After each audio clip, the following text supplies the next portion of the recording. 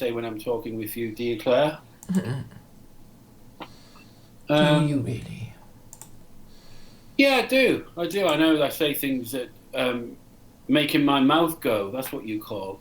It hasn't come up on. I haven't got an alert for the prawn. Okay, I'm not sure what's happening either. Let me click on. You've pressed start streaming, haven't you? Yes, I have already pressed start streaming, but I had some trouble finding it myself. You know, even on my own channel, on my own stream. On the headphones. Yeah, we're live.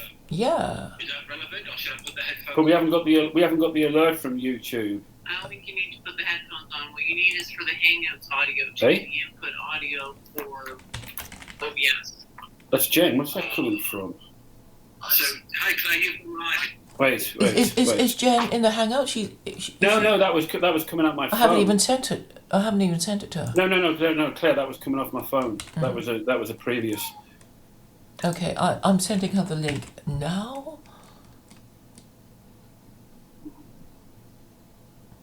Jay Walker live stream. Let's find.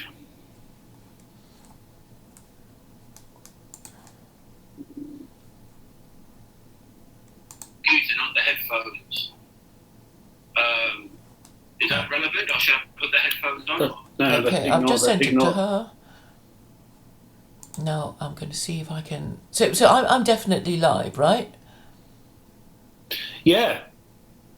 So, if you're listening to this, could you let us know either in the chat, because I've got it on my phone. Hey, Culture Bear. Culture, can you do us a favour? Can you let us know if you can hear both of us? Hi, full stop. Can you let us know if you can hear both of our audios? I'll put that in the chat, Claire. Okay, I'm just trying to get to my live stream on YouTube, and yeah. I look so much fucking better on this than that YouTube stuff. I actually look vaguely handsome. Yeah, I was just thinking that you did look much better, but then it was just clearer. Previously, you were just a blur. Oh, fantastic! Yeah, Culture Bear. He said he can hear both of us. So Claire, do you think that I was born good looking, or do you think over the years my good looks have just like accrued and sort of developed as I've got into middle age? You've lost a bit of weight recently, so that always helps. Yeah. Yeah. Did you find my question yesterday when I said, Claire, can you tell me my worst characteristic? And unhesitatingly, I said, can you remember what I said? Yeah, you said, I don't mind sharing it, you said attention seeker for the purpose of attention or something like that. Yes. Is that close? Yes, I think I did say that, yes. But is it a view of yourself that you agree with? It is, but not as you see it. I don't feel it comes out very much in the streaming. Occasionally it does, but I think in life, I've toned it down a while, but that is one of my worst sides. Yeah, attention seeking. And yeah, but I really think it's fantastic that I can ask you that question. I know that your answer will be pretty truthful. I think you're coming from a good place, and sometimes we need friends or people or to say. And I don't take it personally. And I'm sure if I said to you, if you asked, I wouldn't say it to you like just to make you angry, unless you'd upset me. Then I don't hold back, but. I think you would trust me. I'd like to think you trust me enough to say possibly this, possibly that. I mean, but yeah, I mean, it helps me, which in turn helps everyone, I guess, if a person can ask for criticism and know that criticism isn't an attack. Yeah, I guess we've had enough rows to kind of get over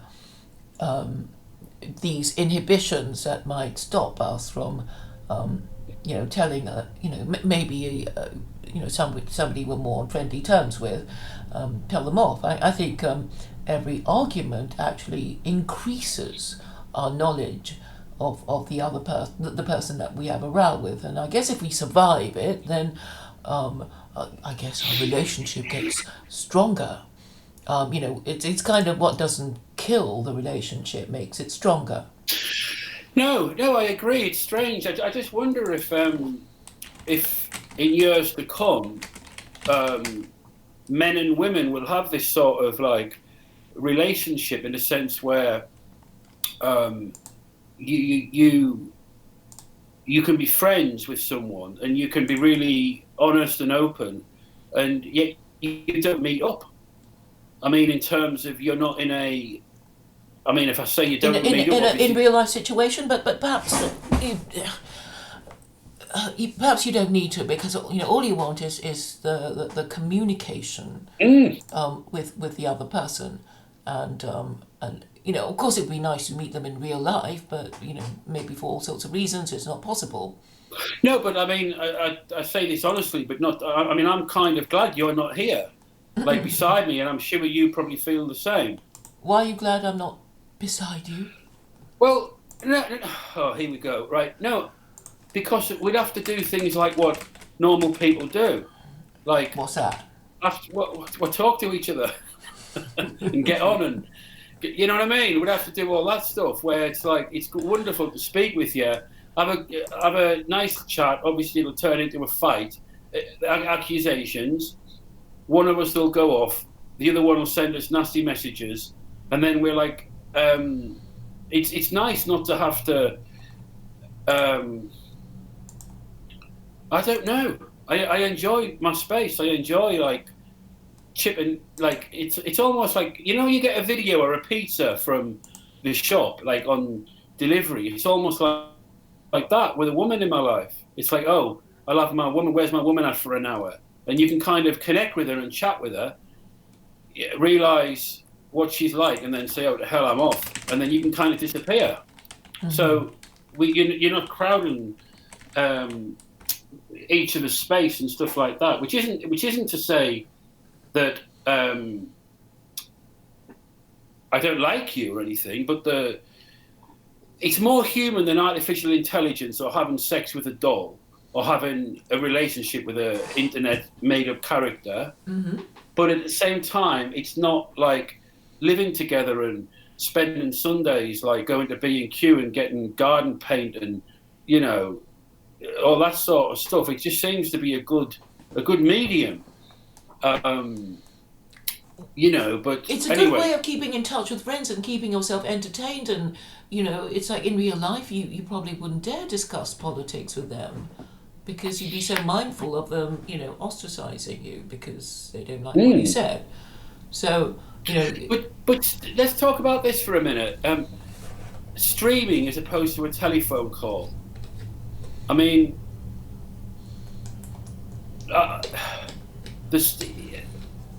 we're streaming now, but it's different to a telephone call, I think. Mm-hmm.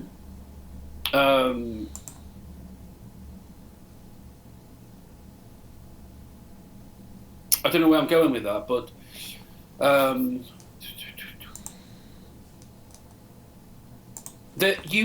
this is where I'm going with it, right? And it's probably more madness, but I've built up relationships with people online streaming that I have never experienced that type of relationship before in quote real life. Mm-hmm. And I was thinking a year ago, oh, they're not real people, it's just like online. But you begin to feel like affection for Dennis Dale, for example, as in a feeling of warmth, but I've never met him. And you feel hostility towards people, and you've never met them. But slowly, with obviously internet and this VOC, or we were on an OBS, I forgot the name of it, you begin to form relationships. Mm-hmm. And what I mean is you can kind of get in and get out, and you haven't had to travel, you haven't had to meet up, you haven't had to buy coffee, you have to sit there listening to talk about the children. So the types of relationships that human beings are beginning to accrue, that's my latest word, beginning to get are weird. Well, they carry on. Sorry. No, it's just people like Amanda on the streams and like Max and I don't know, like even people who don't like you. You kind of get this like relationship going. So I maybe you come home from swimming and it's like you go on and you want to like chat to. I mean, I wish these people would come on. Like more people would come on, not just the normals. You know, I mean, I could talk to them about anything, to be honest. And I really love my space. I've got so many things that I got to be getting on with, and I don't want to be traveling to or meeting up with. I don't want to like a girlfriend as such, a relationship. But I find that they'd hate us for the amount of time we spend in front of our computer and ignoring them. You know, it's like I wouldn't even dare have a pet. Because, you know, I can imagine it jumping on the keyboard, because I guess I would have a cat rather than a dog, because at least you don't have to walk cats.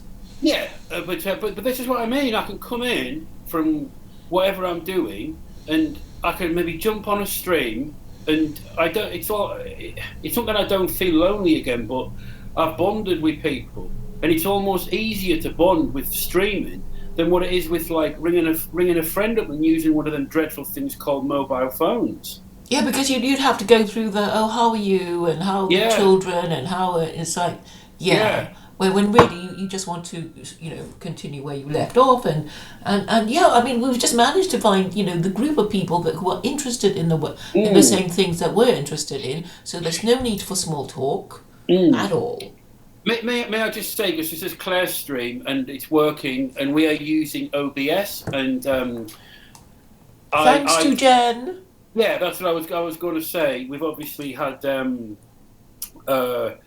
harsh words, which nothing that wasn't my fault at all, but we've obviously had harsh words in the past. But it was incredible to experience the teaching skills of Jen and witness her patience. She was very patient with you. Are you implying something there, Claire? She was just very patient with you. She was more patient with you than me, and I apologise for not being as patient with you as she was with you. Yeah, because you got annoyed because you weren't getting any attention. So you. No, it was like stop with a wisecrack so we can hurry up and finish it. And now it's still not quite right, and now our avatars are not displaying properly, because really you should be. You should be speaking. I mean, it's like our avatar should show when we're speaking, but it's just you now. It's just the whole time it's you. So, well, that's okay. That's okay. Yeah, because you're such a pretty face. I think so. Yeah. Korean man. Hang on, Korean man. Jay is so weird now. Well, says Korean man who types the most weirdest things I've ever seen. We don't know if he's Korean. He's got an avatar of a coward, and he's calling me weird. Korean man, get yourself on here, state your case, and let us get to know you. So in the chat, are you talking to Jen, who I think has blocked me still? So it looks like you're talking to yourself, or are you talking to Jen or somebody? In the chat, Claire. Sorry, are you talking to me? You're talking to Korean man, aren't you? No, I've stopped. You're in the chat typing. Are you? No, I'm not. I'm not typing. Oh, okay. Yeah, I think I've frozen. I'm frozen. I'm looking down at my phone in the. Yeah, it keeps happening for some reason, and I think it's frozen on OBS as well.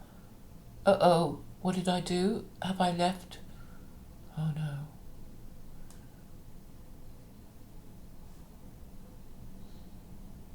I accidentally left.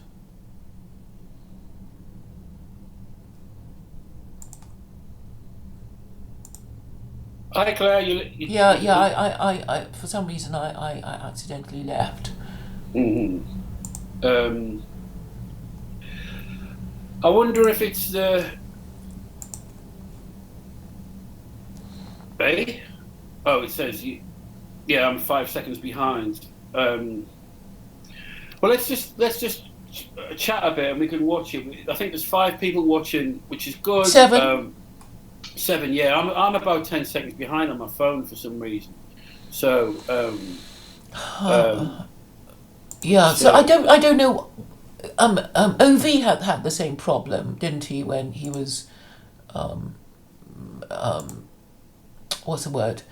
When he was doing his streams, because he said he could even kick people off, and then he said OBS or something. mhm. Anyway, I don't know. So my avatar is showing now. I don't know if it's showing in the YouTube. Yeah.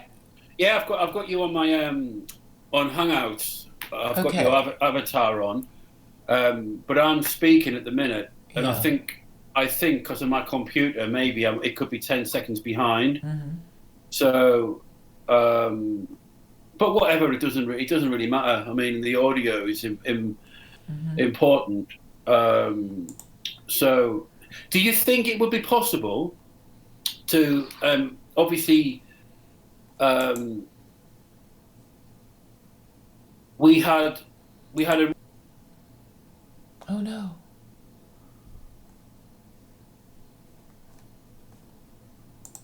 on. Sorry, what did you say? I clicked on reload and I left the hangout. So what did you just say? Yeah, no, you're back. No, it'll be back. It would be good if we could find a good topic with Jen to actually have a sensible conversation. Do you think that is possible? Yeah, I'm sure we could, in theory, do that. In theory. I like the way.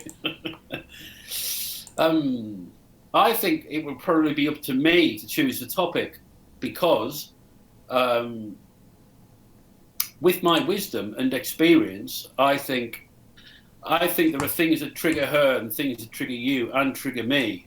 So it would be good to find a topic that basically doesn't have the ammunition to get you too fired up.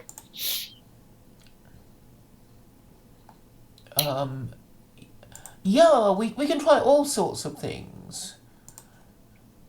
No, because I saw a different side to it, and I'm always honest. I'm always like fair, and it was good to see. It was good to see that. So I think we all know that Jen can be very charming when she puts her mind to it.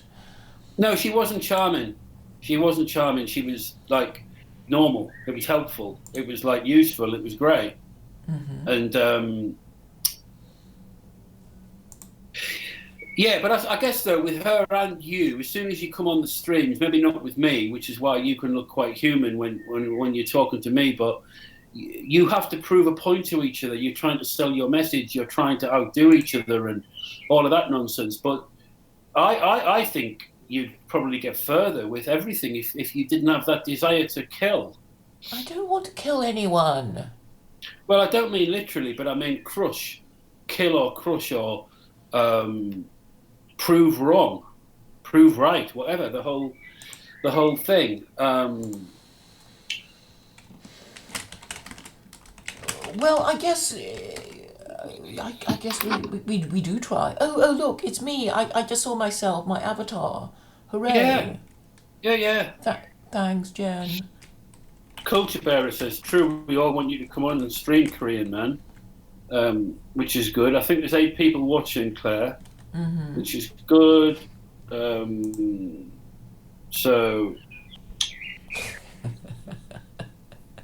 So that's. Oh, Jim, how are you, sir? Jen was feeling guilty about the death threat. Oh, the what? She made to me. She said she was going to destroy me. I was interested how. I know when someone threatens to kill you, the idea is that you're supposed to be frightened. But I said how. I was actually interested as to the method. Which I guess if I was threatening to kill someone and I was angry and I said, I'm going to kill you, El Jim, and if they said to me, oh gosh, which method will you use? I would be a bit upset that they haven't got frightened. Well, I don't know. It's like, well, I could enjoy. You think, I haven't considered it yet. I think, and this is speculation, I think it's something to do with the afterlife. I think she thinks she's got the leverage to control the afterlife. So I would maybe come back as a crab, or a football, or a chimney, or something like that. Or even Chimney, John Vance. Did you say? Yeah, chimney. It's not very good to be a chimney, is it? Because people just blow smoke up you. I don't mean that as a pun, but or I could come back as John Vance or something like that. That would be awful, wouldn't it? You could come back as a woman. A woman married to you. Imagine that. Could you imagine that? Thank you. El Jim said I handled it like a champ. It's actually on. There's a video, isn't it? Is it Goy Productions or he's put it up, which is good. Which means does that mean I'm more famous than you, Claire? If Bad Goy Productions has made a film about me. Oh, I missed that one. Which one was it? I think it's the one where Jen's threatening to. Oh yeah. That's been so many now. Yeah, it's good. It's really good. So, yeah, but it would be good to find, or maybe it wouldn't. Maybe we should continue to fight like cats and dogs. Who knows? Well, I think we should, retain a sense of proportion. We are a kind of salon, really, with our different views of each other's views. So, I guess, we're sort of part right and part wrong, and we're not sure which bits are the right bits that are right. Do you? Can I talk to you about the Quran? Because I've got some extra knowledge. Okay, I got a letter the other day from someone, I can't remember who, but they were saying to me that under secular Quranism, using the Quran, there's something in the Quran, and they sent me the link or the script, and it basically said that all Muslims would have to leave the country and go back to a Muslim state, because it's not an Islamic state, then it's not for Muslims, because there's something in the Quran that says that. And I read it and I thought, wow, I've got to bring that up. But I haven't got the exact verse and whatnot. But have you heard of anything like that before? No, I don't. Somebody said that, but I don't think it's. Well, I don't know of that verse. It's it's like, Muslims sometimes have to go to non-Muslim countries. Whether we like it or not, we have to go and live somewhere. Maybe we're refugees or whatever. So we can't. No, but under the Quran it says you shouldn't. You should not go to a country that's not an Islamic state. Who told you about this? I can't remember, but it's not relevant. The I don't think it was a mandate. It's on one of my streams, and it said that under the Quran, it would mean that all Muslims in England would get kicked out. I think it's just some rubbish made up, to be honest. No, Claire, I would not be bringing it up to you. Well, I hope we can find it then. No, I will, but yeah, I mean, not now, because I'll have to go through my many streams and see what's what. So,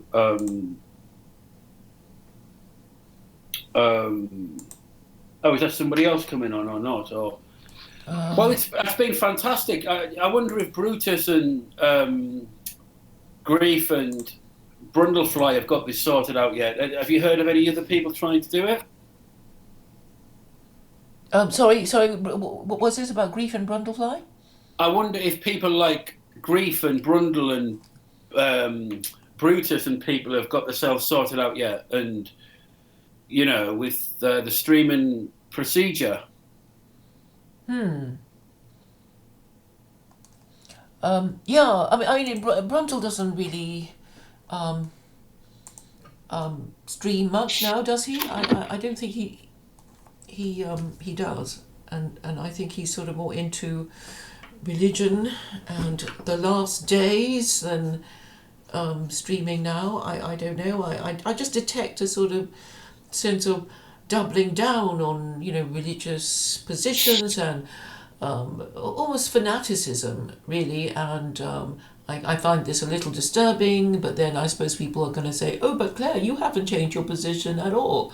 And I'm going to say, I see no reason to change my position at all. And I don't think the fact that people hate it is a reason to change my position.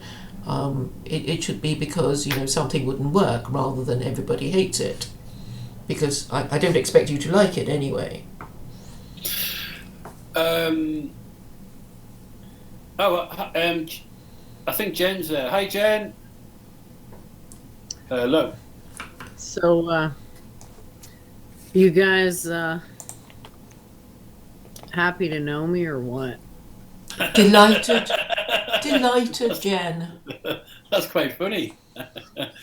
Well, yeah, I mean, there are certain advantages to knowing you, as in it probably brings out my worst nature, which is me, not you, and that's fantastic. I mean, the worst sides of me, Claire's brought out, and only a fool would not accept that and look at them and try to improve. Wouldn't you agree? Well, I mean, I see Jen as a breath of fresh air, really. I mean, otherwise it'll just be, angry white men who are rednecks and, scary and lower class and, yelling and that sort of thing. So yeah. I mean, I'm afraid, it's just a fact of the matriarchy that we women seem to command the highest point of ideological radicalism, while men are just stuck with, kick them out. That actually is interesting. That's a fascinating point, that it is two women who have created the most, drama, let's say, but you two are the ones who have got the ideas, irrespective of what they are, or the success or failure of them, or substance of them. But it is two women that are leading the way, I guess, in with that stuff. Yeah, because I think, in a way, you're also an archetype, though you probably won't agree because you think you're so unique and whatever, but I think you're the archetype of the, I guess, independent contractor, the man driving the white van, so you're... I'm not. Claire, I understand why you think that, but I'm not at all. I mean, I know them guys. I've never been one. But I can hang with them guys and talk football and get on with them and stuff like that. But I honestly, I'm not. Let me put this to you both, if possible. Obviously, I was going to do that debate on feminism, and the more I thought about it, the more I thought it doesn't exist. It's just stupid, like the whole idea of it anyway. But one of the points I realised is when you look at history, and you look at like all of the killing in the world, and obviously you probably know a lot more than me, Claire, but look at what men have done, as in males, like with male ego, possibly fragile ego, and I'm a leader, so I need to, show that I'm a warlord. When you look at how much harm men have done, maybe, and this is a crazy thought, but maybe, like, it's maybe better if there are some women there. Well, I mean, you can't do without women. It's like, you can't exactly kill us all and say, we've had enough, we're just going to be gay, and, you can't. You've got to somehow live with us and manage us. No, but look at people Men who are anti-women are like beta males. So if the alpha males were like, get the fuck out, that'd be one thing. But that's not the case. So... you have to go based on intelligence. Like, that's what the internet is ideally for. Mm-hmm. It's a contest of ideas, right? So, but I mean, it's funny, Claire. I can see your Do I you can see see? your icon for some reason now. Yeah, And it's been on for a bit. stream, I don't Oh, I don't think that's coming up actually. okay. It's like for whatever reason only Jay's, like, even though in the Hangout I'm seeing you, only Jay's screen is shared. I know. For some reason, his thing is more powerful. I think than ours. Yeah. On that topic, if it wasn't for weak men, possibly, then they wouldn't have put women in the box. So women only fought to come out of the box because they'd been put in, or they'd let themselves get put in. So is it possible that it was weak men 80, 90 years ago, that, or whatever it was, that said, right, women, this is your role, or whatever? And kind of what Jen's saying there is that it's weaker men, I think she said beta males, who've got a problem with women. I don't think calling them beta males is necessarily helpful. It's like, most. Oh, give me a break. You insult people so much, and I'm making an actually true assessment. Yeah, it sucks to be a beta, but some people are just, they just are. It's just about whether you have to practice slave morality or master morality. Not everyone can handle master morality. To foist that on them isn't fair. Jen, who's your ideal? I mean, who is the archetype? Me. Alpha male. Me. Can you think of one in history or in Krishna? Maybe sort of somebody real that we kind of. Krishna's real. Oh no. A white More man. real than Jesus. Why, Claire? Why do you say white man? Why do you say that? Well, because it's kind of let's just sort of bring it down to the practical level. You don't really care about Krishna or Xi Jinping or that kind of thing. I mean, just. Well, sorry, but that's the ultimate alpha male. I didn't make the rules, Claire. The ultimate alpha male. Okay, the alpha male is a leader of beta males. So we're talking about leadership skills. Isn't that what we're really talking about? And I'm afraid most. No, the alphas lieutenants are also alphas. Yeah, the potential alphas waiting their turn. They're not potential alphas. They're alphas in their own right. Okay, I would say alphas are leaders, actual leaders, not just, men that women. You just don't have screw. a subtle enough understanding of the subject, Claire. Okay. Look at my devotees. They're all alphas. Really? Which ones? Hang on, I've got something in my throat. Which ones, Jen? Look at the fucking, the anti-me hate squad. Those are the betas. Okay, people who are influenced by me are also alphas. It's just I'm like transcendent alpha. Whereas you can't be an alpha because you're female. Unless you're females saying. can be alphas, Claire. Just give me a break. Well, I'm just saying in a patriarchy that the alpha female is the partner of the alpha male. You can't just make these rules up as you go, Claire. You know I'm not going to agree with you. Jen, can I ask you, is your view on this, is it based on that the men that are not threatened by you will find it quite easy to sort of work with you, whereas people like me and Brundle, do you think that we're threatened by you, hence we kind of lash out? Is that so therefore we are weak? Yeah, I'm pretty much. No, it's interesting, and this should be discussed, because without the energy of aggression and stuff. I mean, it is I don't feel threatened by you on any level, but I can understand why you have that ideology or that way of thinking, and I think in some cases it would make sense. Yeah, it's logical.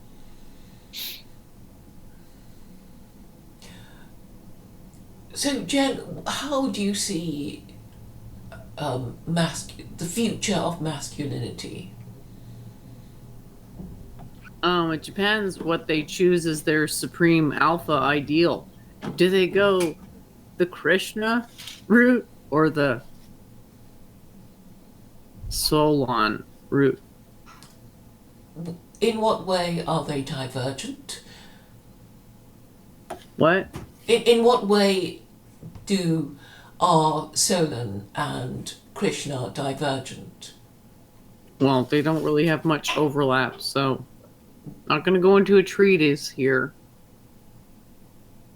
But yeah, I mean, people want to know what the Supreme Alpha is. The Supreme, yeah, Krishna would be it. Okay, it's just that people don't really know about Krishna. I mean, all I know is that he's supposed to represent compassion, right? Well, take Jesus and you subtract all the Jewishness, you get Krishna. How's that sound? That's interesting. That is interesting. That is interesting.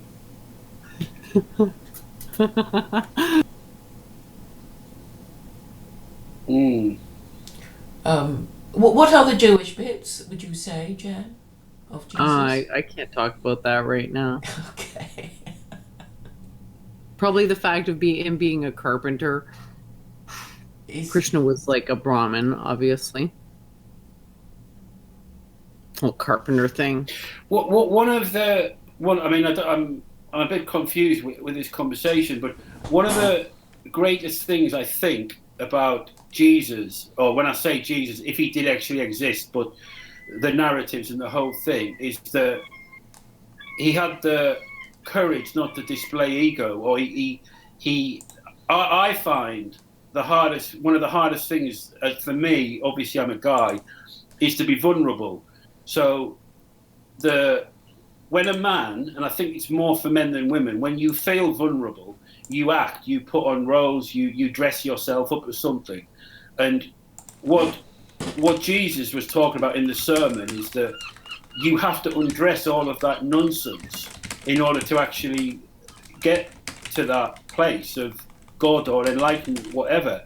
So whilst, for example, Donald Trump, as an example, whilst he's carrying on the way he is, if he is narcissistic, blah, blah, blah, blah, blah, blah, he isn't going to get enlightened. And so it takes courage to drop the roles and be nothing.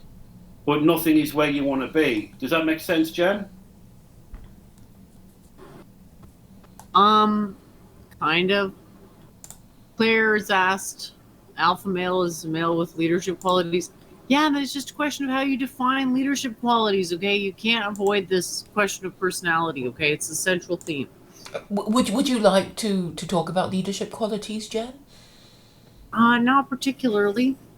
I think leadership qualities are best demonstrated rather than endlessly intellectualized over. See, Jen, now you're learning off me. That's exactly the sort of thing that Jay would say. Well, we could define them, which will require endless hours. Everybody wishes they were as cool as the alpha.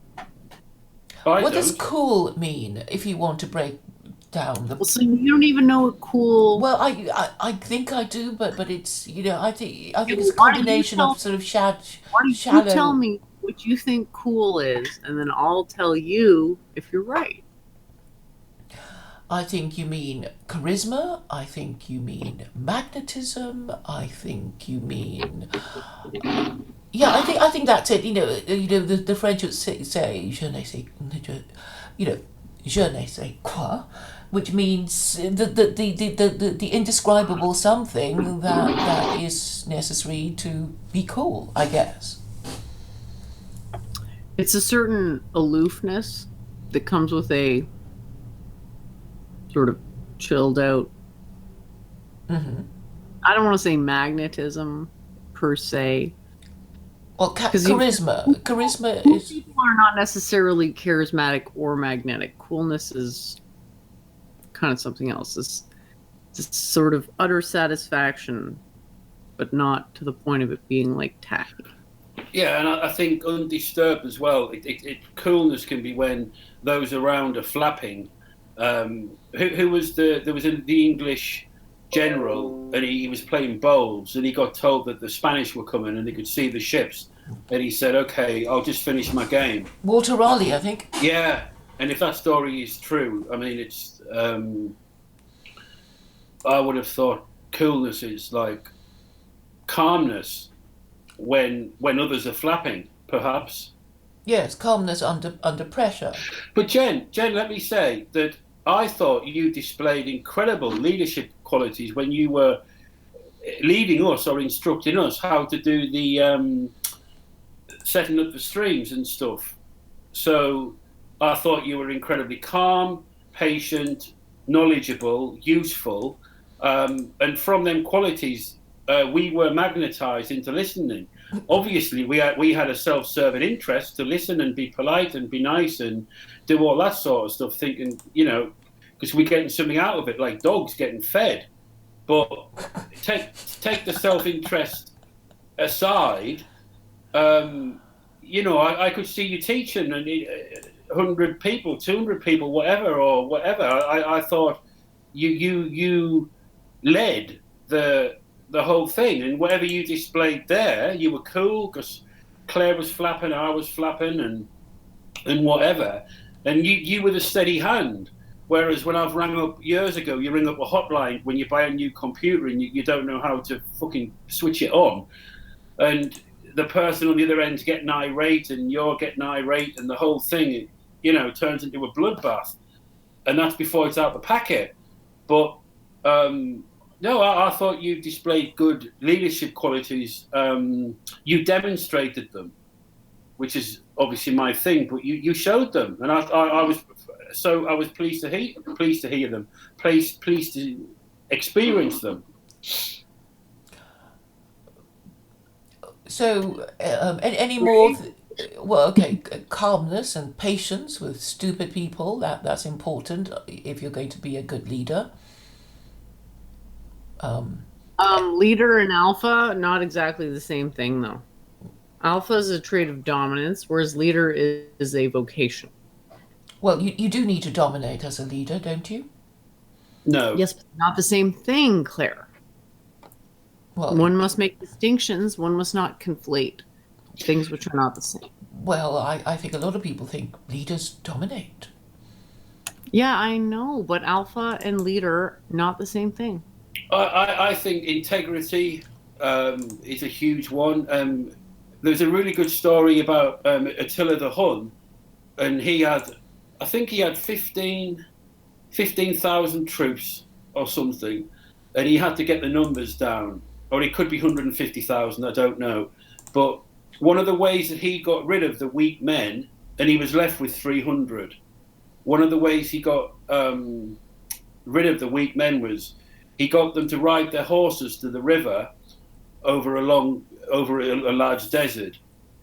And when the riders got off the horses, the riders that ran to the water themselves and left the horses, he got rid of them. But the ones that led the horses to the water first, they were noble men.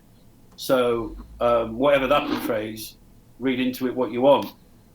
But he was one of the most famous leaders for basically going in first. He wouldn't send the head nodders in first. He would go in. He would actually demonstrate, and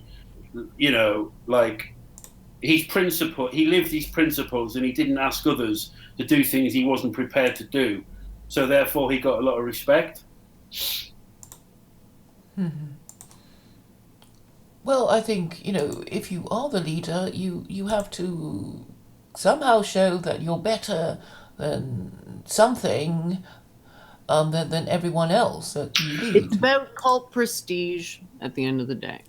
Who has the most number of people wishing they were as cool as they were? Cool is such a adolescent word. Look, I didn't fucking invent the word. That is what it is, though, because it's coolness. It's like this exuded sort of effortlessness of yeah, I'm in total control right now. And everybody wishes they were as cool as me, but they're not. Well, how people, when they have relationships, they're codependent. Mm-hmm. Right? People choose the alpha. Yeah. And? they voluntarily enter into the dominance contract at that stage. Mm-hmm. Okay. But some alphas just prefer the company of alphas. There's no like pissing contest. There's no need to dominate each other. Jane, do you think, probably online actually, probably as much as the real world, there's a collection of men who have almost looked online like how to be an alpha man, and I can name a few online. I won't, but they act like what they think an alpha man is. Yeah, and they just come across as Yeah. insecure, and it honestly comes across as like really effeminate too. Yeah. So as a woman, you kind of intuitively sense that.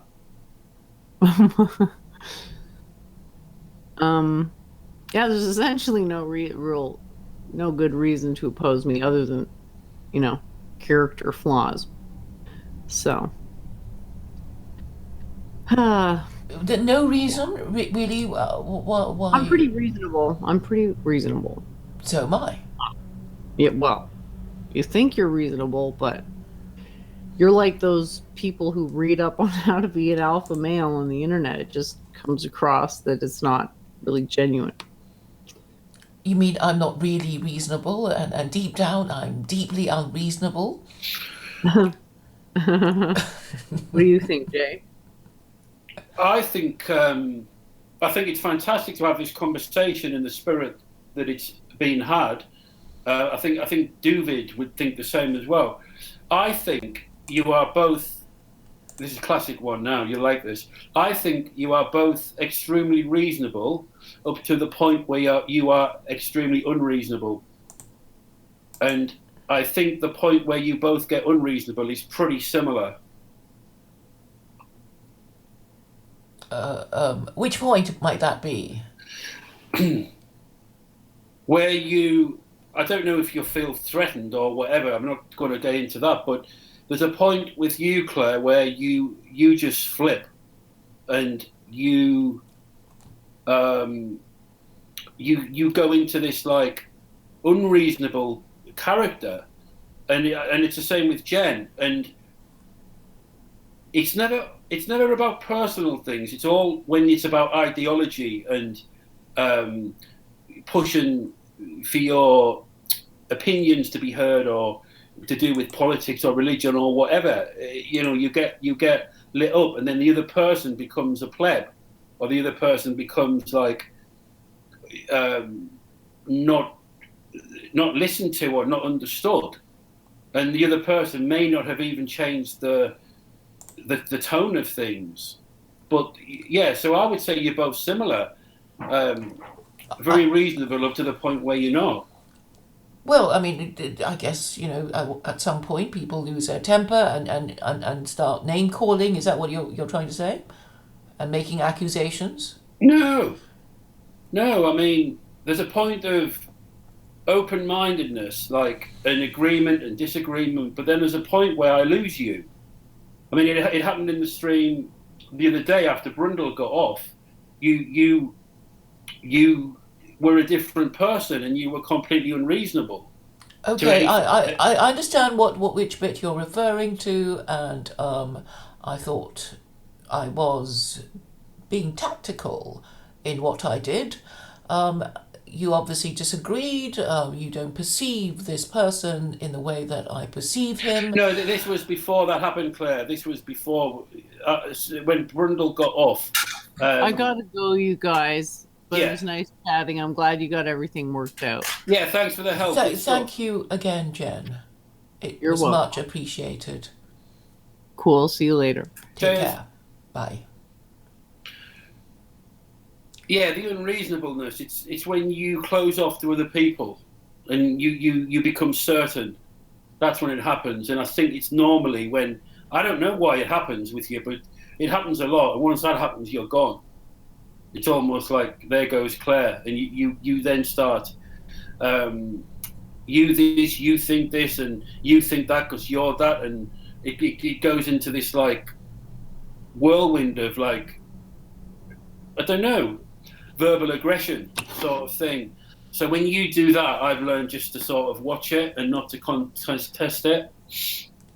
Okay, so you're saying that there's a point when I become triggered and I do my thing, and I guess I think I know what you mean when I do my spiel. Yeah, and you call me all the names that you've called me. The names seem to every month you get a new word, which is never pleasant, and then you kind of use it on me and a few others, and then it, I think there's been about maybe 10 words you've. I think there may be more, I suppose. As our relationship develops. Yeah, but the words seem to have no relevance to like my character. It's almost like you've found a new description of a word and something. Right, I'm going to use that on some idiot like Jay, and and I've had it. Have I used a new word recently on you? Well, there's been Islamophobe. We had that one last year for a while. We had anti-Semitic. We had narcissistic. Arrogant, I think, was one. Nihilist. Remember when you were calling me and everyone nihilists for about 6 weeks? So you'd say to me, "Hi Jay, how are you?" And I'd say, "Yeah, I'm okay." And you'd say, "Yeah, okay, that's just because you're a nihilist." It was kind of like ridiculous. So Christian, fake Christian or something, like all kinds of stuff that seem to come. Yeah, I mean, and after a while, I think they don't really have that much potency. But yeah, there may be substance in them. Who knows? I mean, it's probably linked to whichever hobby horse I'm on. Yeah, and I think it's your frustration at not maybe getting forward to certain areas you want to, and if you think that it's because of X, Y, Z, because all English men are nihilists, then I'm going to attack them for it. And then after a while of it not really working, I mean, you had it as well in an ideological thing with idolatry. You had it with the Trinity, and all of that, which seems to have died off. So it almost seems like, I imagine that you'd be walking down the street and you'd see your neighbour and they'd say, "Hi Claire, are you off to the shops?" And you'd say, "Yes, but do you want to restore the patriarchy or not?" Because that's in your head at the time, and then whichever discussions come up with you, you'll fling it on them, and people are like, "Hey, what you on about?" Hey, I understand. Obviously, I would try and talk about whatever's on my mind and apply it to situations that I see are relevant, which you may not acknowledge is appropriate or even relevant. I understand. Yeah, I mean, it's not a criticism as such. It's just an observation of the way you are. But once you go into that character, you lose people. You know that, don't you? Yeah, because they'll probably say, "Oh no, not that again."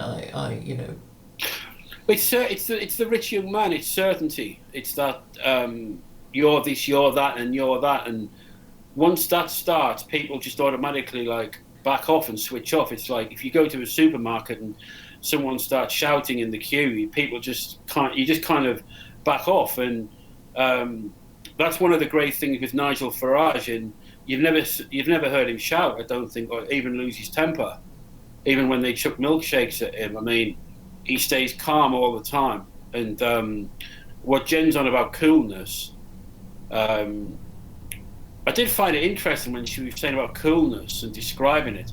I had visions of her a couple of days ago threatening to kill me, shouting, but I thought it may be best not to bring it up because we'd actually managed to have a civil discussion. But she didn't claim to be cool all the time, but for someone to be talking about coolness and what she is and stuff, I just had the visions of her destroying me or screaming at me. Well, I suppose I was thinking, it's such an adolescent word, because teenagers are keen on being cool, and it's something to do with being also fashionable and liking the right things, and having the right kind of designer shoes and the designer trainers and that kind of thing. And I guess I bridle at this sort of thing. So that's why I prefer old-fashioned words like charisma, dominance, and that kind of thing. And I think you do need to dominate. If you're a leader, then you have to dominate, because there's no point having a leader that doesn't dominate, because then you're not doing your job. Honestly, Claire, like if you display like good principle, honesty, integrity, you dominate without having to dominate. Yeah. But I mean, at some level, your supremacy must be acknowledged. But it only will get acknowledged through a demonstration. Yeah, so you have to demonstrate it in whatever way you must or know how to. Yeah, there's a really good thing. I'm going to have to close this down in a couple of minutes, but I mean, this could be a good topic conversation point. The more, let me describe it. The distance between your own truth and the image that you're trying to portray to the world, okay, the further the distance between your own truth and the image that you're trying to portray is the amount of disturbance you'll feel within. Okay, I suppose when you say your own truth, you're suggesting that there are a number of truths, and the whole point of truth is that there is only one. It's not, truth is a fact. It's not an opinion. Well, it's no. I mean, look, I'm here talking to you, and I think I'm being pretty genuine. To be honest, I forget that we're on the stream. But if I felt threatened and I started to big it up and portray to you and I'm this, whatever, then the further away from my truth I am, the more kind of fearful one is of being found out. And that's when ego stuff comes in. And like when you get angry, when a person gets angry, or when they start lying, they step out of the kingdom.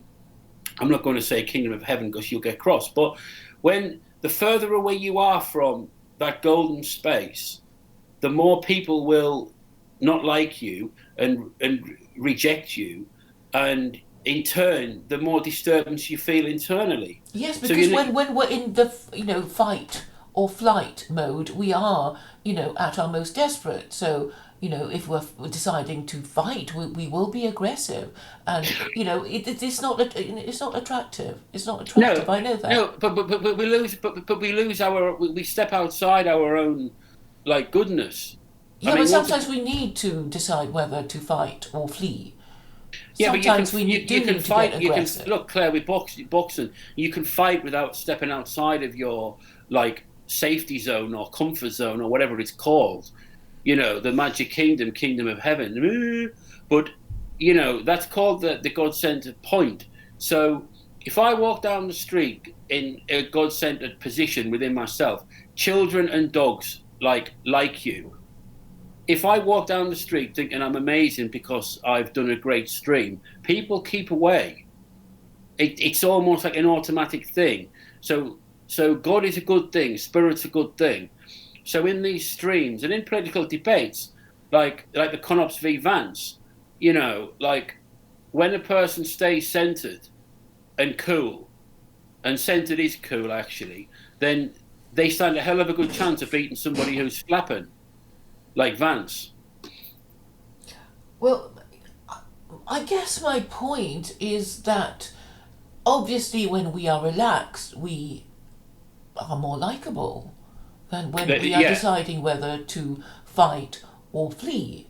But back to the subject of leadership qualities, it's like, what do you wish to project as a leader? And you think, well, it depends on what kind of leadership. Am I a leader in the sense that I'm captain of a football team, captain of a cricket team? It's like whatever it is that you're supposed to be doing, you're supposed to be doing. And then of course you have to be calm enough to deal with rivals who want to do you down in order to big themselves up. There's so many different kinds of groups that you could be leading. and we need to decide Yeah. what it is that is required in our particular situation. And Yeah, I sometimes mean, it's hard to know. you know that I'm a expert on sports, and I look at a lot of the psychology of it. And when you look at golf, boxing coaches, cricket captains, the best cricket captains ever have been calm and quiet men who never ever lost it. Yeah, but that's the same of all kinds of leadership. A general. If you're if you're feeling more emotion than the people under you, then you're not being a good leader, because they'll look at Yeah. you panicking and will panic themselves. So that's why you've always got to take a step back. El Jim says rational, and I think rational, resourceful, robust are would be the qualities that it would profit a leader to project. And obviously, the human qualities of fairness and justice and, honesty and, intelligence. And I guess, courage. compassion even. Yeah, courage as well. I think courage. I think you have to demonstrate courage. Yeah. But ultimately, the respect you get from your troops will be a good reflection on the type of person you are or leader you are. You cannot expect people to respect you because you're a general. They might nod their heads, but deep down say, "Oh fuck!" It's like Prime Minister Theresa May. I mean, who respected her? Nobody. But should we respect the person who's in charge of our country? We might say yes, but ultimately, our vote for her will be dependent upon her character or her leadership skills, or whether we think she's done a good job. The fact that she's leader means fuck all in the real world. Yeah, because we don't, you can have a leader and you can not acknowledge her authority. It's like you don't know anything. You don't even know the way. We're not following you because you don't even know the way. And the all kinds of things that you need to take into consideration. And most people still in this country have children, and they know she is a childless woman who doesn't even get on with her colleagues, who's isolated, who doesn't enjoy even the company of her colleagues. And as for Boris, well, we know that he can't be trusted with women. His colleagues distrust him. He might be all right for the occasional comic turn, but it's like basically he cannot be trusted because he has no principles. Why doesn't he have principles? I don't think Etonians have principles. I've spoken to public school boys. It's just like there's nothing there. It's like, if you threaten us, we will yield. If you bribe us, we will accept. For what else is there? Principles? What are they? Can you wear them? Can you eat them? Can you drink them? Can you fuck them? No? Then we're not interested.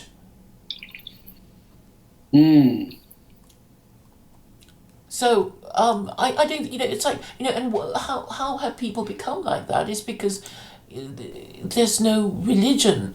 I mean, because, it's like whether you believe in God or not, it's just that, we even know what Jews are supposed to do. It's like, not supposed to eat pork, you're supposed to observe the Sabbath, it doesn't matter even if we agree with them or want to do what they do. It's like, yeah, because you're a Jew or a Muslim or whatever,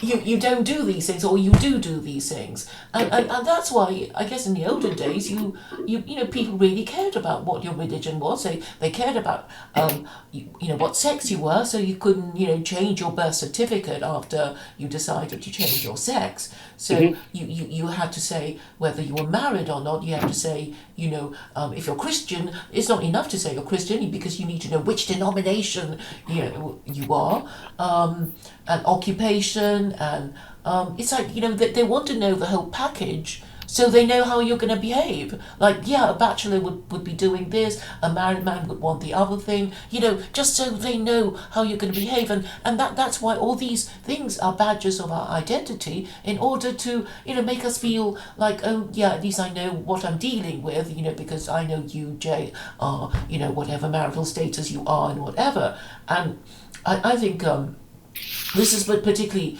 telling when we don't know, particularly online, somebody just, refuses to say whether they're male or female, and it's just really, really, really, really irritating. And I remember, getting quite angry with this woman, and she just wouldn't say what sex she was, but I guess she was just really nervous. And she was a Muslim, and then she wouldn't say whether she was male or female. It was just on Facebook, so I couldn't tell. And I just couldn't tell why I was getting so annoyed and triggered by her. But it was just this. It's like, what are you hiding? Why can't you even just say what religion you are, what sex you are,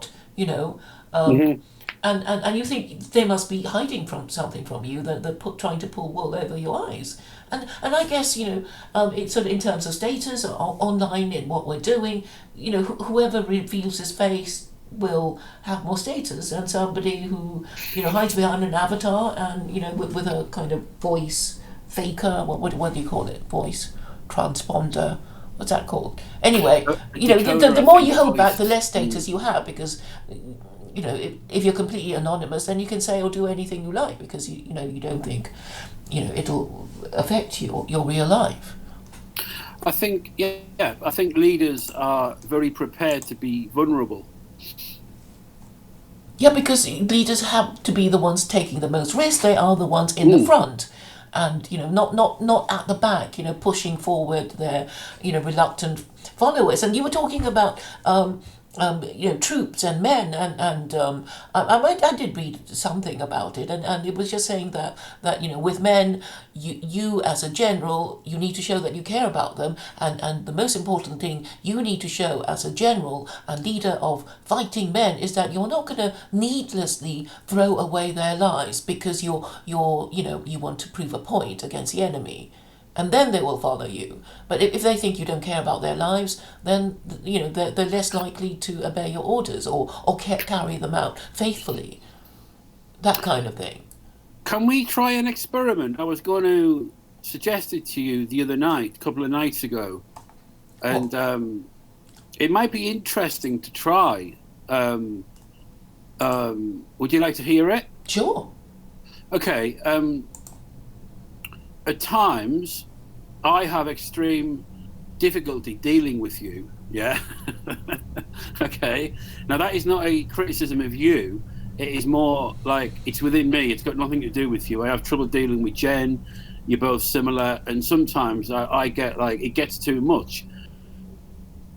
And what I thought was, if I try Christian principles for the next month, okay, then let's see how it goes. Where, because what happens is you say something, or you act a certain way, or you accuse me of something, or you're, and I'll do the same to you. This is not a criticism or a slanging match, right? But I don't like. It's almost like at times I feel like I don't have enough to deal with it. It's just like I just want to, slam the door on us. Yeah. Okay. Understandable. Kind of. Well, it's nothing to do with Jen. It's you. So I looked online, and I was looking at the sermon, and I was looking at what Jesus said, and it was man and woman and marriage. And I know we're not married, and I know we're not in that type of relationship, which is wonderful. But it doesn't mean to say that one doesn't feel things, and you're not friendly, and you're close, and all that sort of stuff, which is great. But it's like if I was in a relationship with you or anything like that, it's just what is wrong with this woman? Like I cannot control her, or at times she just is like fucking, it's that type of feelings. And I thought I need help with this. So as per normal, I kind of went back to religion, and I think you would support that. Yes. And yeah, and so I saw some things to do with like spiritual principles from the sermon, to do with Jesus, to do with like how to behave in a marriage. And I know we're not married, but it was to do with man and woman and how to cope basically when you are like hot under the collar. So I thought it might be interesting for a month and you'll probably see a change in my behavior, but that might help me not get as cross with you. Yeah, I think this is all about anger management. I do get annoyed with you too, and I think basically, and I have to analyze my feelings, and I guess what angers me is that you don't understand me, and and what is particularly infuriating is like I've been trying to explain to him for so long, and he keeps asking the same question, or he keeps giving the same answer. It's that kind of thing. It's not being understood and knowing that the person is either pretending not to understand you or is so far removed from that they just can't understand you. At times I let you know that I don't understand you because I know it annoys you. Yeah, that's been done to me. So it's like, I know that the people would just pretend not to understand me, and I know they pretend not to understand me because if they, if they admitted that they understood me, then they would just find themselves funneled into going in a particular direction that they don't want to go in. Yeah, but did you know when I did my I wrote down the names of about 20 people on these streams, and I found jobs for them in my compound. There was you, there was like Luke Ford and Amanda and people and Jen and everybody, and I just thought, what would they be good at? What would they be useful? So for you, there was 1 or 2 different jobs, but one of the jobs that I had you doing was reading to children. Yeah, I'm sure you'd like to confine me to the nursery and the kitchen and sewing. No. One of the jobs, because I think, do you know what? I think one of your biggest desires is to be heard and understood. That's the one thing I think in all of these streams. If you could have a wish list, it would be to heard and understood. It's not to be agreed with.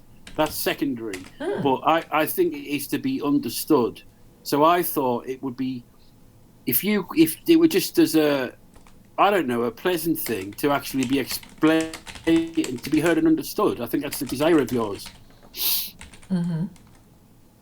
Okay. And I think that it's sort of, I think Jen understands me. It's like she makes a point of understanding me in order to take me down, and I respect that. It's when people says, I don't know what you're talking about, Claire. I didn't no. And I guess that sort of annoys me more.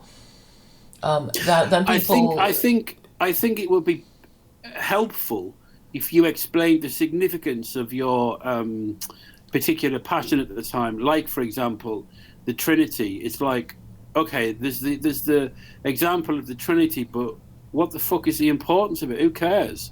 That's the thing. You see, you did understand, and now you don't understand. No, it's not that. It's just the ferocity and the consistency and the regularity that you have with like going on about the same thing for like 2 months, and people do say, well, yeah, I understand it, or no, I don't understand it, but what's the fucking relevance of it? Why are you so, what is it? But do you know now, or are you still in the dark? What, with the Trinity? Yeah. Yeah, I know a little bit about it, but it doesn't excite because it's me. idolatry. And I thought you saw the problem of idolatry. Yeah, no, I get it, but I don't see how it's that relevant unless you're trying to prove to people that Christianity is kaput, which I know is in your game. Yes. So you need examples and proof. So that plays into your game completely, that this is why it's failed because X, Y, Z, and that fits into your narrative of proving it. And I think the frustration comes when people A, don't understand it, or B, don't want to understand it, or C, don't think it's relevant, because you want people to know that Christianity's failed so you can slip the camels in, basically. Yeah, I'm just saying you can't do without a religion. No civilization has ever done without a religion, because if you don't have a religion, then which is an antivirus, then your computer will become infected and nothing will work again, and everything will just run down and get worse and worse. And that's what I'm basically saying. But nobody seems to care, or you know. Did you hear me talking to Aaron a few weeks ago on a stream? I think it was your stream, but you disappeared. But Aaron was basically putting his marriage, the success of his marriage, down to religion, like 100%. Well, I guess did he say that? Okay, Yeah. I mean, okay, No, okay, but that's because his religion is about marriage. It's like you're not even supposed not to be married. No, so this is what I was saying. This is what I was saying about the friendship with you. I mean, I've tried to get out of it a few times, but it's difficult. And if I applied the principles of whatever in it, then it would be a lot better, I think, because it would stop that almost like weekly fallout, so that weekly like craziness that goes on. As in, I think anything works better if it's got decent religious or spiritual principles behind it, whether that be working or your diet or the way you exercise or friendships or whatever. And so I thought, well, okay, like, because I don't like every week for 2 or 3 days there's a feeling of like, contempt and hatred and like it's just tiring and silly and I thought, right, what can I do? And as I would say to somebody else, like, go to a higher place and live by principles. But Jay, you know the problem of therapy. It's for some people it takes years. It takes years for them to work out a really simple issue, right? Mm-hmm. And this is just how it is for certain people. Maybe they have a mental block or whatever it is. But that for therapy for certain people it takes years. And I guess, if you're kind of deliberately blinding yourself to, some issue in their childhood, I'm not talking about you particularly, but I'm just thinking of all the, reasons why people cannot face certain things about themselves and, why their marriages don't work or whatever it is that's bothering them that has taken them to the therapist. There are these sort of, dark corners of our mind. And I know myself that a lot of things aren't really clear until actually years later.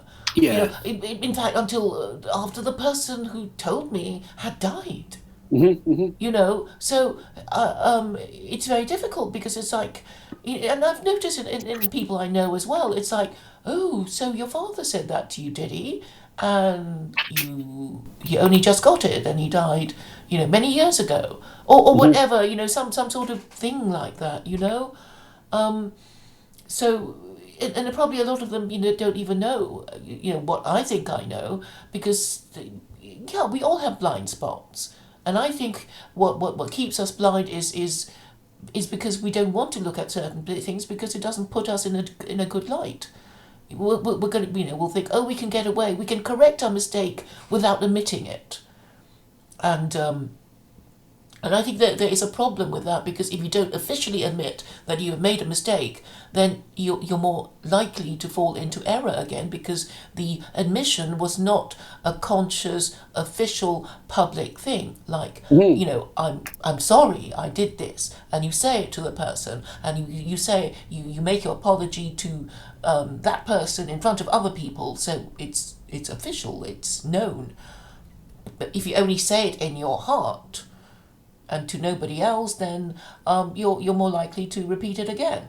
So I think it is all about acknowledging mistakes, and people don't like doing that, and they think they can get away with, they think they can correct their mistakes without admitting it, and I think that is the problem. And also, a lot of things that you've been doing for ages, it's like, I don't need to give up drink because I've been drinking since I was, underage, and I'm now 43, and therefore, I'll be fine, I'll just keep drinking and smoking and, whatever until, it's like, no, just because nothing bad has happened to you doesn't mean it never will, So I don't think people are actually, rational when they do these things. They're just saying, well, I got away with it so far, so I'll keep doing it.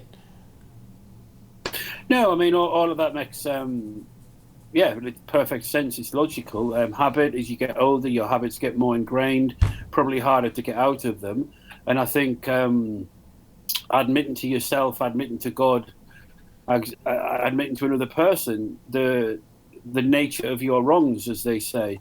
And I think that's probably something to do with taking it from the subconscious into the conscious. So, if I admit to you, if I say, Claire, like at times with you, I'm a little bit irrational or short-tempered, then the next time you say something stupid, instead of me being irrational and short-tempered, it's just to understand that that's you, it's your mind. It might not be better for me to start screaming at you and whatever. So, like, even though I don't disagree, even though I haven't changed my mind on your subject matter, I've changed my mind on my response to it.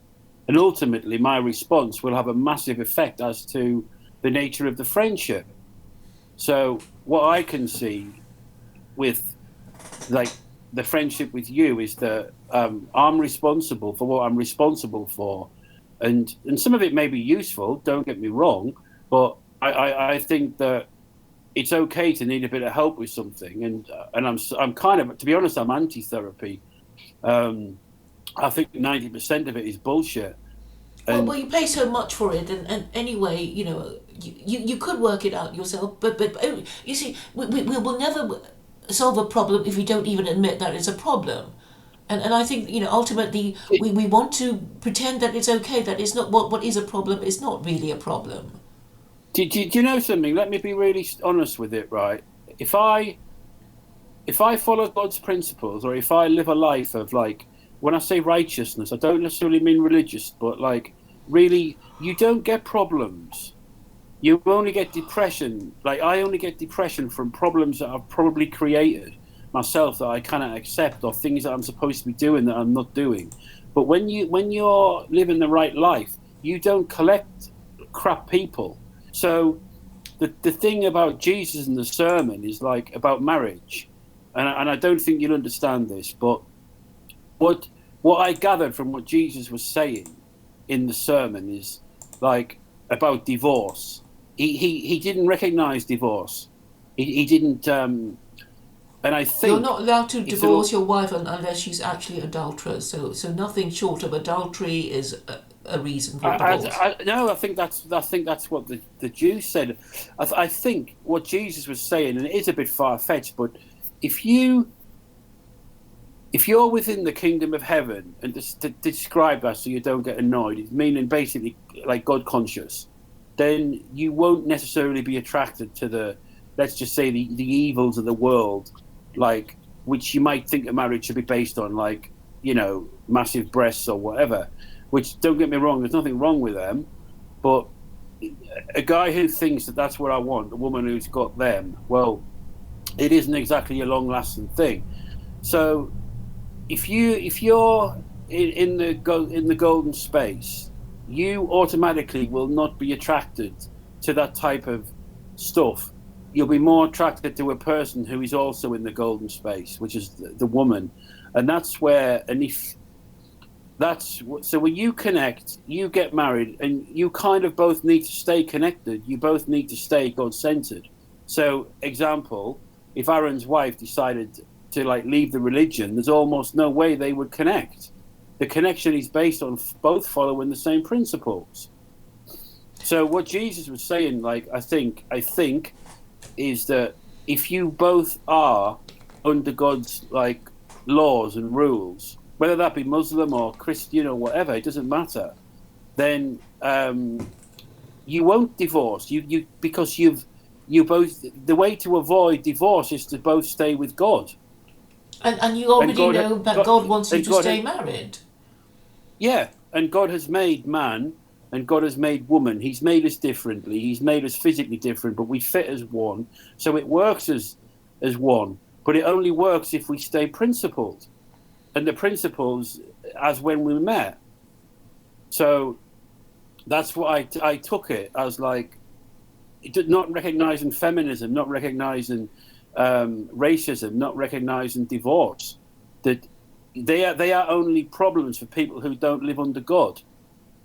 So, I mean, that sounds crazy, and I sound like a religious nutter, but I do think that's the truth. I do, and I seem to get on pretty good with, like, everyone, like, well, apart from you, in a strange way. But what I mean is that, like, because you're Chinese, or because my neighbor might be, like, I don't know, an African or this, that, or whatever, or a Muslim or a Catholic, or I don't see that stuff. So I'm not blinded by this, like, separation that people, like, cut themselves up with and identify themselves as. Because I don't have it myself. You know, somebody of a different race for so long that you forget that they are this race, and you might say a racist thing about, you know, brown people or yellow people or white people because you actually, you know, didn't include them in you know, when you're insulting an entire group. My mother often does this. Yeah, but you know, say for example, say if you, as you are, like, if you got really, like, friendly or married or went on a long holiday with, just say, I don't know, a brown person, a Jewish person, after about 2 hours or 2 days or 2 weeks, you forget, like, that they are brown. Yeah. Yeah, that's what I mean. Yes. So imagine having that from the start. So, and you only can do that with people, and I can do that with people if they're angry. I don't see it. Like, I see them being angry, but I kind of see beyond it, and I feel beyond it, because I felt I can inherit my own, like, kingdom. So when you're in your kingdom, you only connect to other people's, like, better nature, and just because he's been angry just means he's been angry at the moment, and that heals, that calms them down when you don't react to their anger, and it confuses them. Yeah, because when somebody's really excited and talking really quickly, and, you know, if you slow right down and talk in a low, calm voice, they might, you know. But you know, if somebody's sort of talking really quickly and loudly and you know, you will also start getting agitated. And if they keep interrupting you when you're trying to say something, then you'll do the same to them. And, you know, I guess a lot of it is about controlling our own emotions. And obviously, if you show hatred towards them, then they'll feel hatred towards you. Yeah. So hence, if you need help, I mean, it's maybe just a phase I'm going through the last few months, but, like, over the last 10, 12 years or something, I've learned that the one thing that saved my arse, like, more than anything else, is faith or spirit or parts of religion or whatever.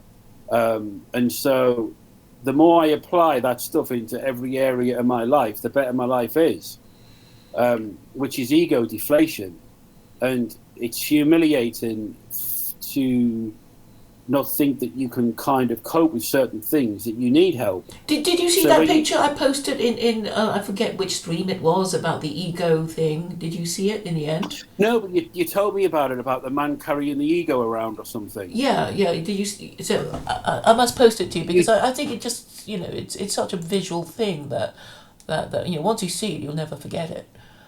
So I'll try. Yeah, well, you visually described it. I think he was carrying it around in a wheelbarrow. And it gets tiring. It gets tiring having to keep up that front. And I think with streaming, it's a good example where, I mean, I think when certain people come on streams at the start, they're intimidated and they kind of act, or they, like, scream a bit, or they really certain with the views. I mean, how many people have we invited on streams and they've said, I'm not ready yet, or I'm not prepared yet, or wait, I just need to practice a bit more. And that's understandable, but ultimately it's fear. Yeah, because fear of making a fool of oneself. It's like, yeah, I've done it so often, I don't even care, you know. Yeah, but that's again, you only make a fool of yourself if you like. I believe I believe that I make a fool of myself every other time I open my mouth. I genuinely think that, but I don't have that like self-centeredness, and I don't have that fear of what people think, and that gives me the freedom to be free to say what's what. And I think that's what people like. And I think maybe with you, I think even though a lot of the things you come out with are utterly nonsense, and me as well, it's not criticism, but I think people enjoy the freedom that you have and I have, and possibly that we give each other, to actually be stupid or be nonsensical, you know, and as opposed to stopping each other from thinking certain things or saying certain things, or you know, it's the ultimate like liberalism, or it's the ultimate freedom of speech or whatever. I mean, how many people believe in freedom of speech but then go home and like don't want their partners to have certain views and say certain things or behave in certain ways? And instead of getting other people to behave in such a way that suits you, you kind of get to a space within yourself where you don't need to control them. You know, so I guess that's more like a family-based freedom of speech, in a sense of not needing people to behave in such a way that you're not disturbed. Yeah, I guess that, you know, as you're older, I think I'm more tolerant now of, you know, free speech than maybe when I was younger, because, you know, things would hurt your feelings more, or you get more upset about certain things, and I guess as you get older, you get a harder skin. Yeah, no, I'm just looking in the chat. I think Jim has a question for us about female leadership. Yeah, go on. Well, I was just going to say that women aren't encouraged to have leadership qualities because men don't want them to have leadership qualities. But I think the principles are the same. That's a good point. Hi, Aaron. Hi, Domingo. Domingo and Aaron, which is quite funny. Oh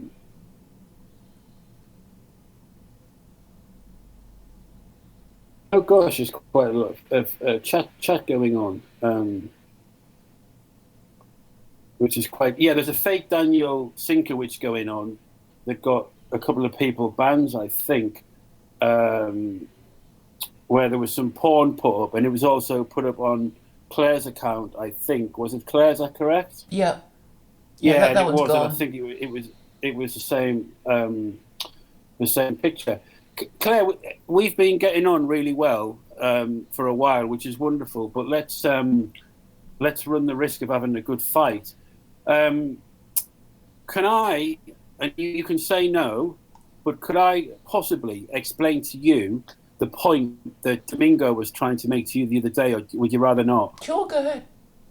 Okay, what I think, and I could be wrong here, I could be wrong. I think that Domingo was trying to say to you, or was saying to you from the previous conversation, that no matter what you or I think, Claire, if Christians follow the scripture, as in the literature, then Christ is the co-equal of God. Therefore, by worshipping Christ, you are worshipping God. So therefore, it is not idolatrous. And whether that be Domingo, be atheist, Jew, Christian, Buddhist, monk, heathen, or madman, it does not change the view of that opinion that a Christian person who believes the scripture, as Muslims do, are worshipping Jesus, i.e. God.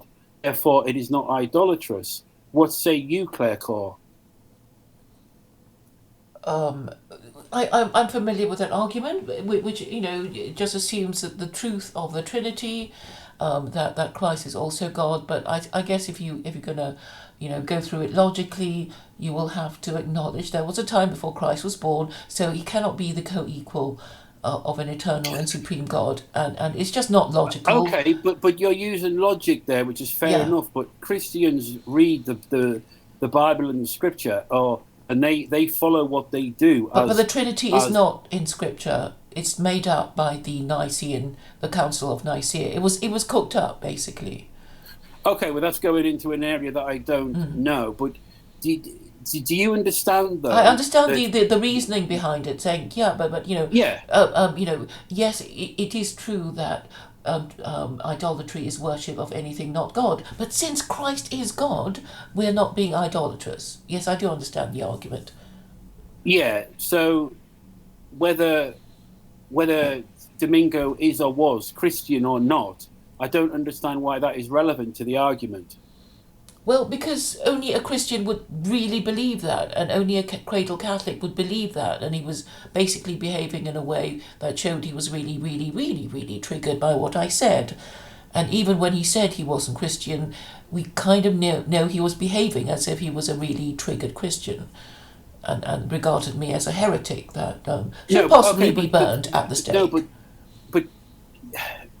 try to keep the feelings out of it and the thought. It's more so with the argument itself that as Muslims read the Quran and follow it to the letter of the law, Christians follow Christianity. And in Christianity, the Christians believe that Christ is a co-equal of God, that Christ is divine. Is that correct? Yes, they're supposed to believe that if they've been confirmed. Okay, so therefore, if I'm a Christian and I'm praying to Jesus, I'm also praying to God, so it's not idolatrous, is it? Well, if you believe that Christ is really not, but I mean, a lot of Christians I've talked to don't really believe in it because they find it hard to believe. Because it's like it's already hard enough to believe that God exists. You're making them go 100 light years more than that kind of thing. So unless you were a cradle Catholic, indoctrinated into that, you will find it very hard to believe. And if you were to try to get yourself confirmed as a Christian, they would kind of hedge it in a less stark way. So they'll be talking about the Nicene Creed, and then you believe that sent down by God, blah blah blah, whatever it was that they say, and then it seems more acceptable. But actually it means co-equal, same status as God. And when it's put like that, people just can't affirm it, or most people can't anyway. No, yeah, it's good to hear your answer with that, because I think that's what that conversation was going into. Yeah, Brundle made the same point, so I am aware of that argument. Yeah. So no, I can leave that there. I think that's good to get that one kind of cleared up. I think it will continue into something else at some point. No, but good that you can actually answer the question, I think. Well, I have kind of looked into the subject, really.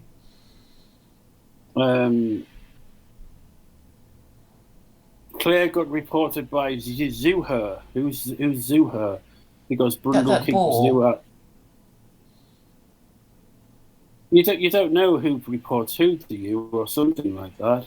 Well, I mean, I don't mind people reporting, but you'd have thought that they'd sort of check it out, because there's a lot of malicious reporting of people, people who don't deserve to be, punished, because they haven't actually gone against the rules. I've got a bone to pick with Aaron, and if you're listening, Aaron, I say this in all sincerity with Aaron, where Aaron said that he wants me to hate him, as in I'm not a Jew, and he was saying he wants people like me to hate him, and I was just becoming aware to this, and someone said because he's a Zionist Jew, or it's so that we treat his people horribly, so they all bugger off to Israel, and Aaron's got his homeland or whatever. Is that pretty much close to it? Yeah. He wants all the Nazis to. Aaron, I don't know if you're listening, but maybe you could take it up with me at some point. It does not serve anybody well to hate somebody else. You should know that hatred blocks God. And if we want to live in a better world, why on earth would you encourage a person to get rid of God in their lives?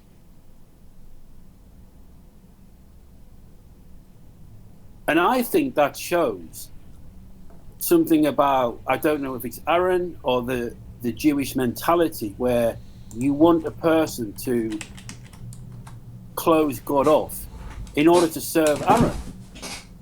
I don't think, and it's just, I tell you, I don't think it's a nice thing to do. I would not want that. I see the merits of following God or Spirit, and I see how well it works for Aaron with his wife, and I think that's amazing. You can see the closeness of them, and Aaron said it's down to religion, and I'm like, well, yeah, what, you know, who on earth in their right minds would want to encourage a man to be unhappy? Hatred is like horrible. So, you know, I was just surprised to hear him come out with that stuff. I don't think it's nice. What say you, Aaron?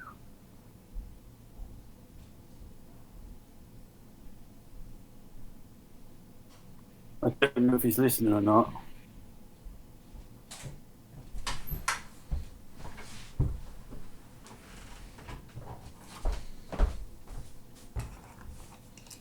Aaron, there's a subtlety that I am missing, Jay. Possibly, I mean, probably. I'm fairly new to this. Domingo, in his subtle way, says, Aaron is a liar. It is his nature to deceive for his own interests. Well, this is my point. I don't promote anti-Semitism. I just recognize that, I can't even say that long word, philo-Semitism is more destructive. But, Aaron, look, Aaron, I'm asking, did you report me? I'm asking you, Aaron, between you and me, like man to man, like, why do you want me to hate you when it doesn't help me? It takes away from my consciousness. Like, why put that on me? It's like casting a spell, and I would never cast. I want like the best for you. You don't need my help. You're doing rather well without me. Doing better than me, I think. But why on earth would you? It's almost like take the religion out of it. It's like, why on earth would you want me to be miserable? Am I wrong? Am I stupid? Am I grasping the point? Well, I think we live in a mad world. Aaron wouldn't. No, I think. Well, I don't know, because, you know, it's just that he said, he thinks philo-Semitism is more destructive, and he was saying, you know, people who display signs of philo-Semitism, you know, get reported. So, yeah.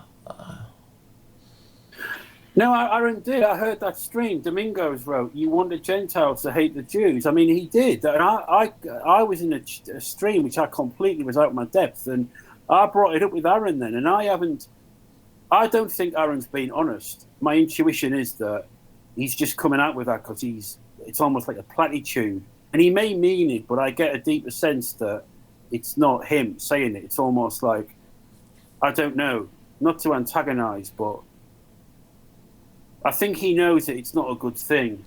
So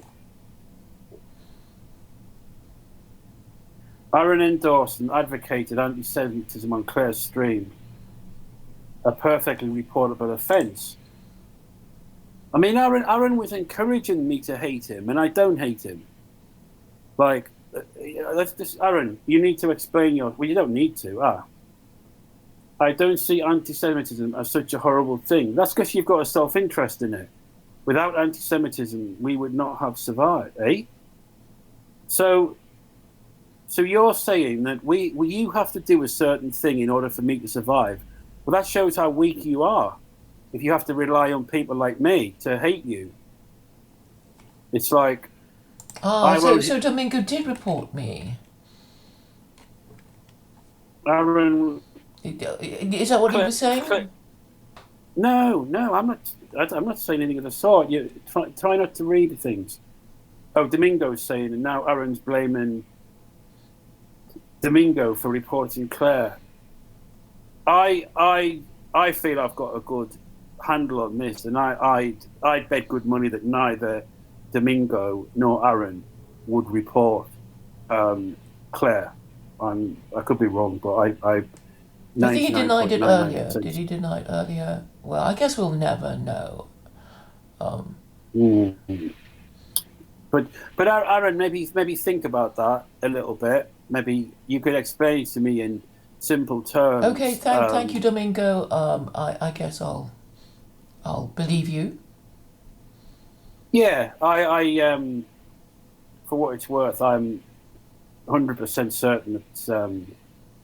And as you said, David got reported and banned for a stream which had no hatred at all or anything like that, was it? It was.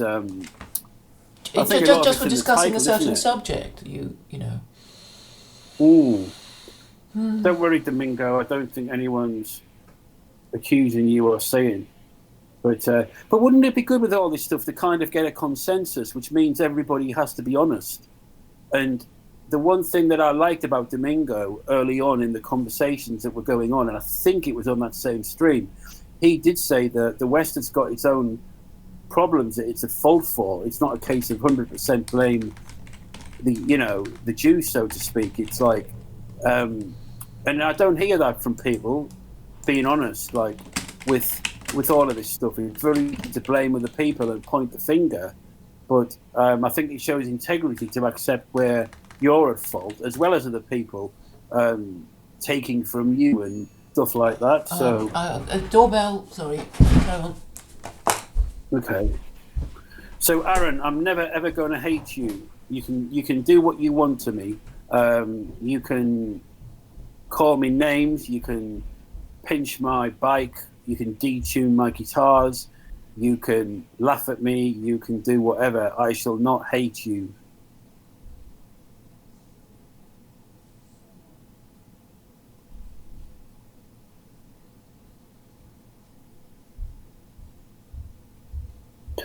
Yeah, Domingo, come on. I don't know if you know, guys, but we've been trying the new Hangout stream and the whole thing with Jen. Jen was really helpful. I need to quickly plug this in. Hang on. I'm down to 1%. God damn it. What are we talking about now? That's okay. Domingo's asked Claire if you could come on and clarify it, and obviously let's not have a fight. Clarify what? I don't know. I already believe him, so there's nothing to clarify. Okay. I said I already believe him when he denies that he reported me, so I guess there's nothing to clarify. And then you've explained his position about the Trinity. I've already understood that. No, I think about the reporting. I think that's what. Well, I think we're just speculating at the moment. Everybody think it's Zuha because he's sort of tone policing all of us. He's saying, "Oh, but you can't say these things. It's rude. It's hurtful. Blah blah blah blah blah," and he's such a bore anyway. Who? Aaron? Zuha. Oh, Zuha. Jesus. So okay, maybe on a technicality because of what we discussed. Aaron got me into trouble, so I guess I guess I can't talk about these things anymore with Aaron, and because technically, I mean, yeah, he did actually say I want Gentiles to hate Jews, so I guess they got me banged to rights if that was a reason. I still haven't had an answer from Aaron on this at all. On what was the question? What was the question you were asking him? On the insanity of wanting someone to hate you. I know the logic of what he's saying, and I know why, but it's basically like it's like a man saying to another man, like, "I want you to hit me so I can like hit you back harder, and until you hit me, I won't get angry. So hit me." But for me to hit the other man, I don't want to do that. I don't want to hit anyone. I don't want to hurt anyone. I don't want to hate anyone. So it's just wrong from a moral point of view, never mind spiritual or religion. So Aaron, here's my thoughts to you, my friend, that whilst you are displaying this nonsense, you are looking like a fool, because if you are to be a man of God, would God want to hurt another man by filling him up with hatred? No, no, no, no, no. So do you think there's some hypocrisy, Aaron, with when you say that you want to hurt another man in order to benefit yourself? That's robbery. That's thieving, Aaron. That is thieving. I want to steal off another man so I can better myself. And as you know, Aaron, in the Sermon on the Mount, it talks about you cannot pay another man's debt and various references to stealing. So I want Aaron to think about that in his conscience, and let's see where he goes with it. Okay, well, I didn't. Aaron says, I gave the love option for 2 hours on Claire's last stream. I don't know if that's to... I don't know what that means. But, no, it'll be interesting to see what comes back. So Claire, so what's your plans for streaming with the newfound gadget that we've got, which OBS, which allows us to stream? Well, that's fine. It's working so far, so I have no complaints. It's only that there's this sort of time lag issue, the fact that our avatars don't show when we're talking, and you're on permanent display. So I don't quite know how to fix that, but maybe one of these days. Yep. And if anybody's just come on the stream, I have to be honest and say that it was down to the wonderful Jen Scharf, who spent 2.5 at least hours today with myself, Vance, and Claire, helping us set it all up, yes. Which was incredible because, I mean, let's be honest, the three people who are going to be chucking bullets at her would be me, Vance, and Claire. So yes, we love you, Jen, and also I guess she wants to keep us in commission so we can continue to do the thing that we need to do to keep each other's activities and ideas alive by the opposition that we bring to each other. Maybe she felt guilty for threatening to destroy me. Oh yeah, so, that's another theory. Yeah. I think yes, Jen did also threaten to destroy me, but yeah, I think we're sort of used to. How did you reply when she threatened to destroy you? I asked her how she proposed to destroy me. I did as well. Did you get an answer? Apparently, the destruction that would be visited on me would be in the afterlife. And she wanted to stop me from preying on innocents. Are you an innocent that I prey on, Jane? Me? Yeah. I don't know. I mean, it's like some people accuse me. It's like all these vulnerable white men. I'm preying on them. Apparently. No, I think. Or is it vulnerable white women that I'm preying on? God knows. No, I think I criticise you more than I praise you. I always like be fair. I cannot be anything else, and I think anything else would show up. Sometimes I don't realise what's going on till the day after. But you know my views on what happened the other day on the stream, and I said it to you, and we had a fight. So I think I'm the opposite to how Jen's people are to her, and I don't think you've got anybody else. I think you surround yourself with people who not so much don't like you, but challenge you. I don't think you'd respect me if I agreed with you in order not to fall out with you. I don't. Well, I think I will vow to myself not to ever be guilty of preaching to the converted because he just wastes time. So that's what I'm making a point not to do, which is to preach to the converted, and therefore only polite people who already agree with me, because then you're just wasting all that time talking to people. Can I talk about some quickly some wiggle room? That Aaron's saying. Aaron said there's a difference between wanting to be hated and using hatred to my advantage. But I don't hate you, Aaron. That's the thing. So Aaron's defense is there's a difference between wanting to be hated and using hatred to your advantage. I don't believe you, Aaron. I don't like saying that, but I don't believe you. I think I've asked an interesting question to your ideology and your demonstration. You wanting to be hated. That's you egg it on, and I don't think you've addressed that. Aaron's asking himself that question, guys. Aaron has put it in the chat to make it look like he's kind of not what he said, but now Aaron's doing the female thing. Great, don't hate me then. Great, fine. You, I've got your number, Aaron. I know what you do. Aaron's saying, yeah, don't hate me then. Love me, man. We'll be gay. We'll be this. We'll be that.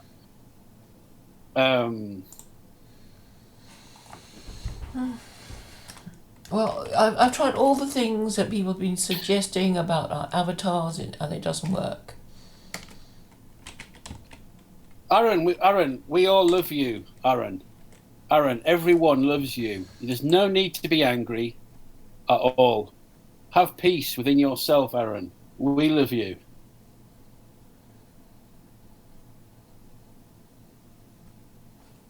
Aaron is confused. Aaron wants to be hated.